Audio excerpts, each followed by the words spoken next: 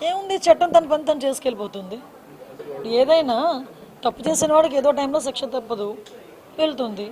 దానికి మనం రకరకాల మనుషులు రకరకాలుగా మాట్లాడుతున్నారు. నిన్న వైఎస్ఆర్సీపీ వాళ్ళందరూ బయటకు వచ్చి డీసీపీ ఆఫీసులో మాకు రిప్రజెంటేషన్ ఇవ్వలేకపోయాము ఇలాంటి మాటలు మాట్లాడుతూ ఉంటే కర్మ సిద్ధాంతం అన్నది నాకేదో గుర్తొచ్చింది. కొన్ని కర్మ సిద్ధాంతాలు కూడా ఉంటాయి కదా.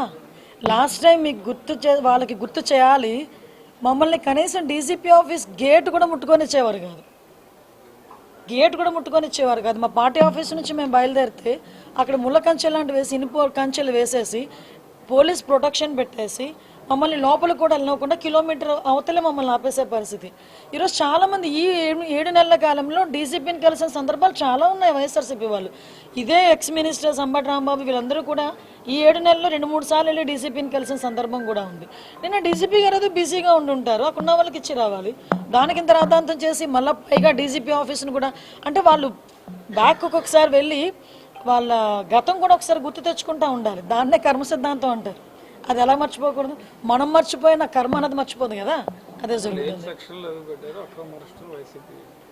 అక్రమ అరెస్ట్ వైసీపీ ఎప్పుడు అక్రమ అరెస్ట్ అంటది. మమ్మల్ని చేస్తేనేమో అవి కరెక్ట్ అరెస్టులు, ఇవేమో అక్రమ అరెస్టులు.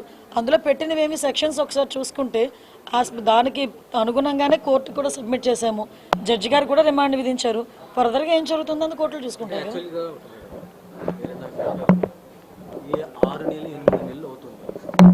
చాలా కేసులు విషయంలో ఉన్నది ప్రధానమైనటువంటి ఆరోపణ మీ కొత్త క్యాడర్ నుంచే వస్తుంది. సోషల్ మీడియాలో పూర్తి స్థాయిలో మీకు వ్యతిరేకంగా పోస్టులు పెడుతున్నారు.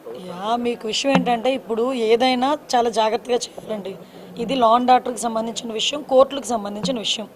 ఒక కేసు పడింది అనుకుంటే ఆ కేసు ఎందుకు ఏ రకంగా పడింది అవన్నీ కూడా మేము కూలంకషంగా మేము చర్చించుకోవాలి. ఒక డీటెయిల్ రిపోర్ట్ ఇవ్వాలి అనుకుంటే కనుక మేము అంత స్టడీ చేయకుండా మేము ఇవ్వకూడదు. అంటే ప్రతి ఒక్క విషయంలోనే కూడా అందరికీ న్యాయం జరగాలనే కోరుకుంటున్నాము. తప్పు చేసిన వాడికి శిక్ష పడాలని కూడా కోరుకుంటున్నాం. మీరు అబ్జర్వ్ చేసుకుంటే లాస్ట్ విజయనగరం జిల్లాలో ఒక పోక్సో కేసు ఒకటి వచ్చింది. పోక్సో కేసులో 3 నెలల కాలంలోనే అతగాడికి జైలు శిక్ష పడింది. అదే విజయనగరం జిల్లాలో 6 నెలల కాలంలోనే పోక్సో కేసులో 25 ఏళ్ళ జైలు శిక్ష పడిన సందర్భం కూడా ఉంది. రీసెంట్గా 10 days బ్యాక్ ఒక పోక్సో కేసులో 3 monthsలో శిక్ష పడింది.